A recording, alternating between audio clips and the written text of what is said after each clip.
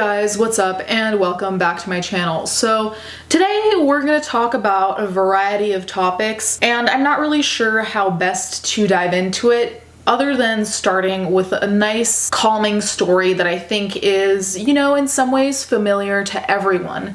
So the story begins with a young woman leaving where she used to live, feeling unfulfilled, looking to go somewhere new. Much like we see people going to be actors in Hollywood, this woman wanted to start her life fresh, though not in Hollywood, but on an island as a librarian amidst nature. Everything was good, everything was peaceful, until she decides she wants to fuck a bear.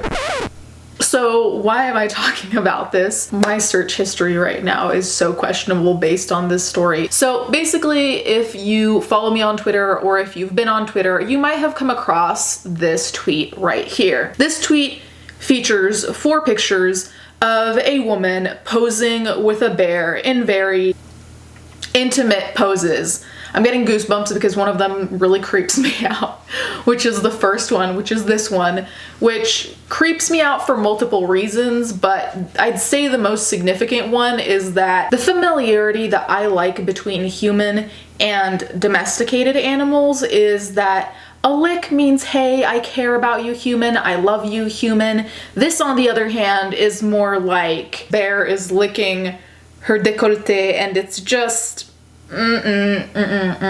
no, like I don't want to see these pictures. These pictures are giving me zoophile flashbacks because those are one of the few groups I've had internet run-ins with because I'm not pro-bestiality and that apparently is unacceptable to zoophiles. Regardless, the second reason these pictures creep me out is because anytime someone's posing with bears, lions, there are plenty of other animals that come to mind, but essentially animals that are either exotic or shouldn't be domesticated wild animals, I always think, okay, this animal is being taken advantage of, this animal's probably drugged up. There are a bunch of other thoughts that come with that, but those are the primary thoughts. So when I saw these pictures, there was just a lot coming to mind between the intimacy and between the thought of how is it that this bear is so chill and that this bear is actually real, because I checked. So basically, there is this couple that adopted this bear, and so goes the story according to Vice. So this bear belongs to Svetlana and Yuri Pantelenko, sorry if I butchered that, a Russian couple living in Moscow with their 24-year-old domesticated bear Stepan. They seem like a normal family, they go for walks, eat meals, blah blah blah, whatever. And then it says, and host an array of photo shoots alluding to some kind of bear-woman relationship.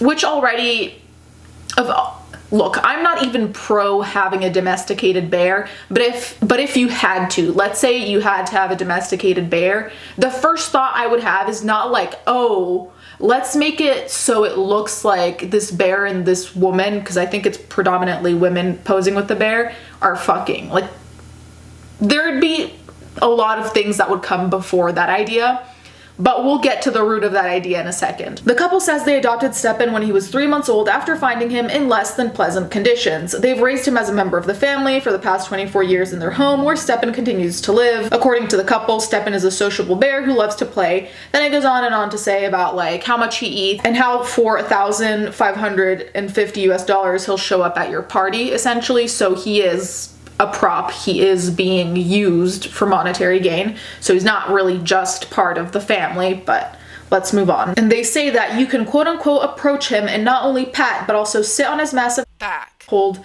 his powerful paw. So part of this Vice article is supposed to be endearing, to be, oh, how cute, a bear that won't attack you, blah blah blah. But the reality is that depending on where you stand on animal issues, there are a couple of different routes. Plenty of times I find myself undecided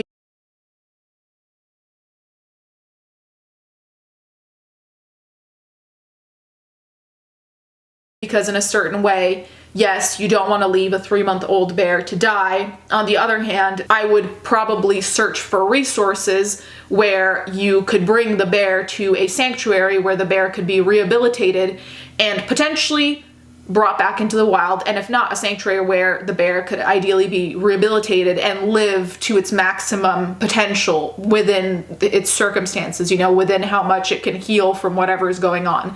So my first thought would not be for me to rehabilitate it and keep it when that is not really what is meant for it. All I'm gonna say is if I had been them, I probably would have searched for a sanctuary or a place for the bear to rehabilitate instead of trying to domesticate it. The fact that they're using the bear not only at corporate parties, but to do these like weird ass photo shoots, it just, all of it skeeves me out. Like there's something about it that I just don't like. As much as the bear is cute and everything, it's like, is this bear really living its best life? Now, obviously, after 24 years, you can't just release it into the wild, but I'm just saying in the first place, keeping the bear. The story I was telling you at the beginning about the woman who goes and leaves and goes to live in the middle of nature and then ends up fucking a bear. Well, apparently these types of photo shoots are inspired by a text titled very creatively Bear, and it is a Canadian novel. And it has been called the most controversial novel ever written in Canada, which is surprising for today's day and age, but not that surprising in the bigger scheme of things. To me, the most important thing is no matter whether you have this particular type of kink or not, that it remains a kink that is fully imaginative and not actually produced via pictures, including the abuse of animals, if you understand where I'm going.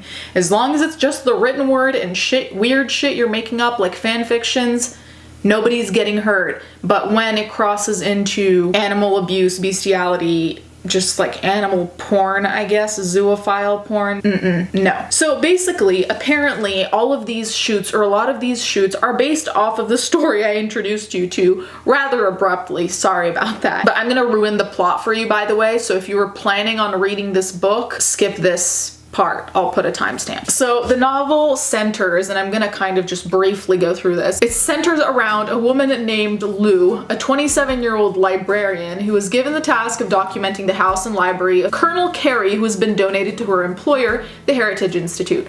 Blah blah blah, she had a dreary life in Toronto, so she leaves.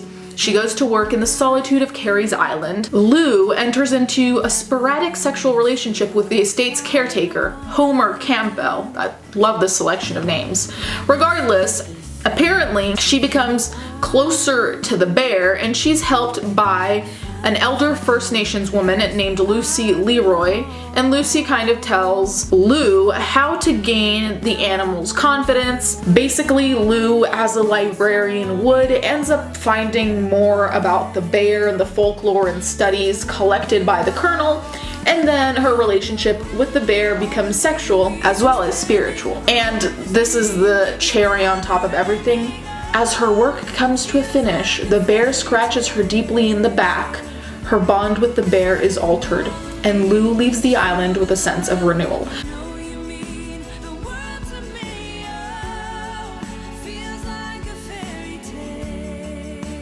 So basically what I get from the story is that Lou was bored, didn't like her life, went to live on an island, started a romantic relationship with some dude, then got close to a bear, fucked a bear, the bear cut her in the back, and then boom, she's a brand new woman. So understandably controversial. When you think of the tweet and the initial pictures I showed, it kind of makes sense, like the storyline along with these pictures makes sense. I hate that I just said that these pictures in some world make sense, but let's say it's contextualized. I thought this was very interesting because we're not only talking about animal rights with the specific pictures, we're not only talking about bestiality and like zoophiles and general attraction to animals, I guess, but just the practice of recreating these images over and over. And I just wonder what goes through a model's head when she's doing these, especially models, like people who pay to take these types of shoots. Models who are paid to take these shoots, they probably are like, what the fuck is this?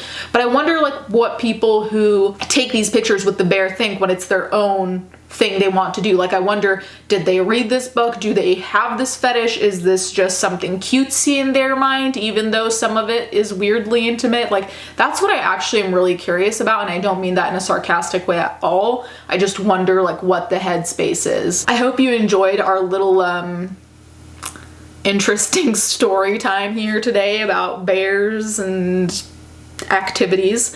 Let me know what you think in the comments down below. Thank you guys so much for watching. Thank you to my patrons as always, and I'll catch you guys next time.